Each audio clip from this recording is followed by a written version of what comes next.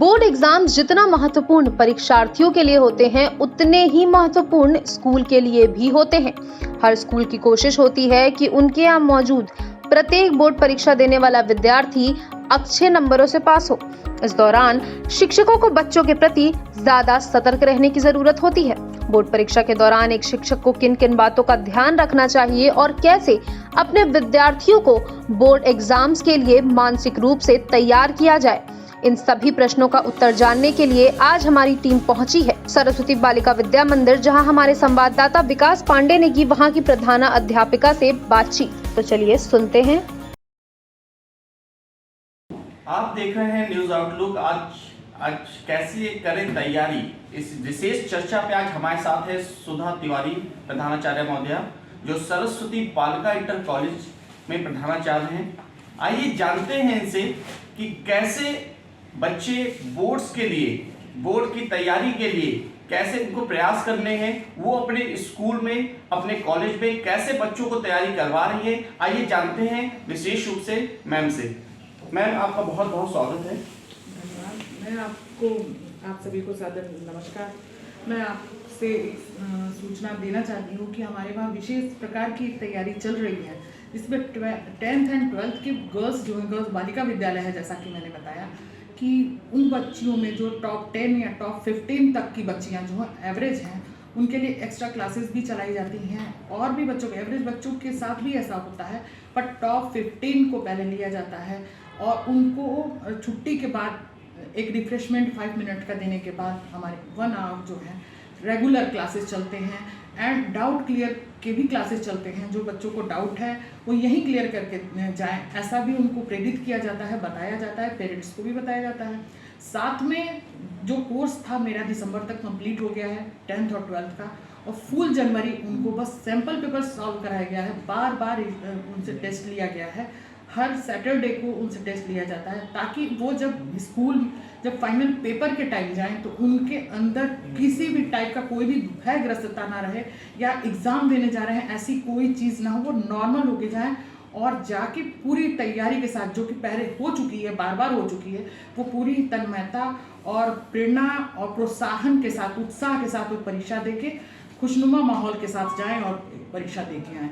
ऐसे हमारे बच्चे तैयार हो चुके हैं अभी वर्तमान में। यही मेरी तैयारी है उन बच्चों के साथ, और बच्चे फुल तैयार हुए। बार बार हम लोग सैंपल पेपर ही तैयार करा रहे हैं, बच्चों को सैंपल पेपर सॉल्व करा रहे हैं।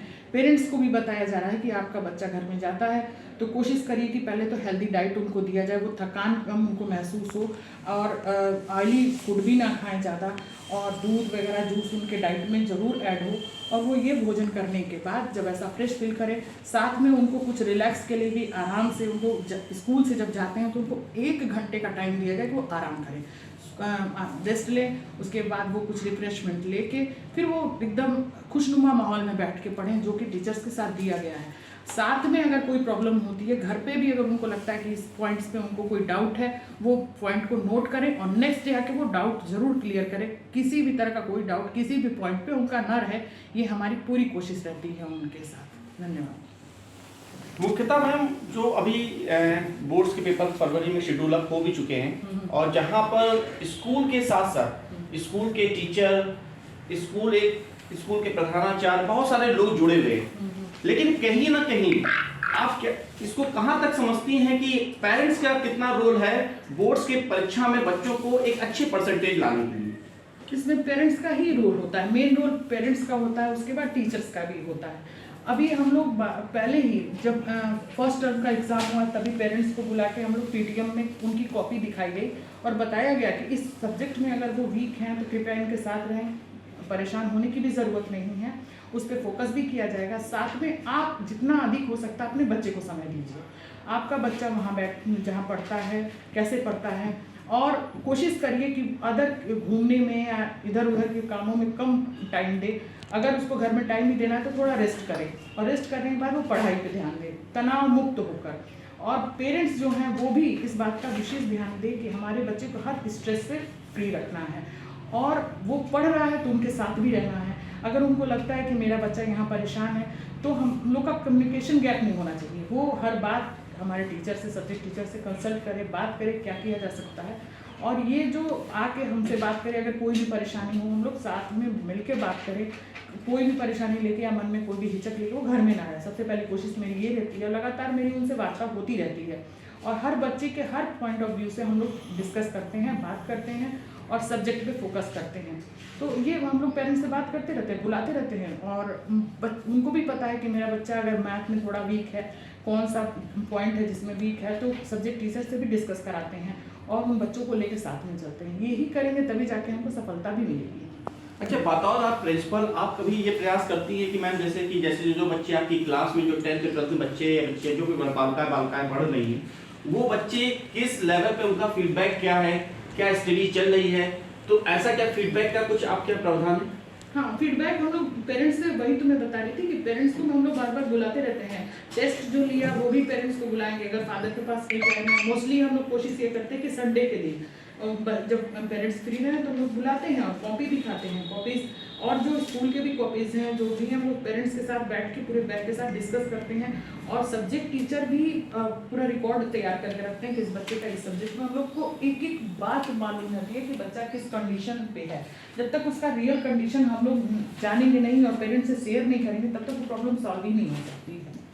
अच्छा मैम, न्यूज़ आउटलुक के माध्यम से आप समस्त जो प्रदेश के और भारत के जिन बच्चों के भी बोर्ड्स के एग्जाम होने जा रहे हैं उनको कोई मैसेज देना चाहेंगे? जी, मेरा मैसेज ये है, और हम लोग स्कूल में बुला के मातृ सम्मेलन, जैसा कि हम लोग विद्या भारती से संचालित ये विद्यालय है सरस्वती बालिका विद्या मंदिर, इसमें एक प्रावधान भी है और हम लोग मातृ सम्मेलन करते हैं जिसमें सारा का सारा दारोमदार एक तरह से देखा जाए तो माताओं पर ही होता है। मातृशक्ति का होना बहुत ही महत्वपूर्ण यहाँ पर उनका दायित्व होता है। तो माताओं को बुला के हम लोग कहते हैं कि काम तो है, ठीक है, सभी माताओं के साथ काम होता है, वर्किंग लेडी भी हैं फील्ड में, बट जो 10th और 12th की बहनें हैं उनकी माताओं का ये विशेष कर्तव्य बनता है कि वो अपने बच्चों के साथ बैठे। अगर उनका बच्चा फ़ोन चला रहा है, एक तो पहली बात ये कि ज़्यादा टीचर को भी चाहिए कि फ़ोन पे कोई काम ना दे, उससे पहले तो आंखों पे भी प्रभाव पड़ता है, बच्चा वहाँ ज़्यादा थका महसूस करेगा।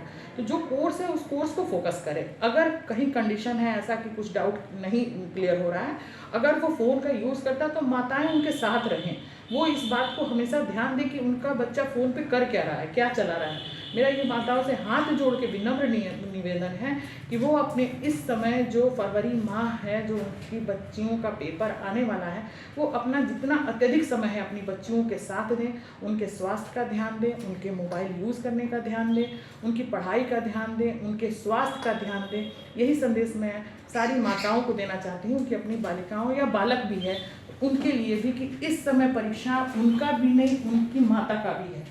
ये विशेष ध्यान दें कि अभिभावक की भी परीक्षा उस बच्चे के साथ है और उस परीक्षा में उनको भी उनका साथ, पूरी सहभागिता होनी चाहिए, ऐसा मेरा सादा निवेदन है। हमारे साथ सुधा तिवारी मैम, जो प्रधानाचार्य महोदया हैं सरस्वती बालिका इंटर कॉलेज से, इन्होंने मुख्यतः 3 बात पे बहुत ज़्यादा जोर दिया है। उन्होंने कहा है कि अभिभावक का भी एक कर्तव्य है अपने बच्चों के साथ पूरा ध्यान देना, उनके परसेंटेज पे पूरा कहीं ना कहीं उनका भी तत्वाधान है और टीचर्स को का भी पूरा उसी तरह तत्वाधान है, जैसे कि एक प्रॉपर स्ट्रेटजी बनाकर बच्चों से पढ़वाना, सैंपल पेपर पे ध्यान देना, ये सारी चीज़ें उन्होंने बताई, जिसके लिए मैम को धन्यवाद कहेंगे। और मैं विकास पांडे, न्यूज़ आउटलुक।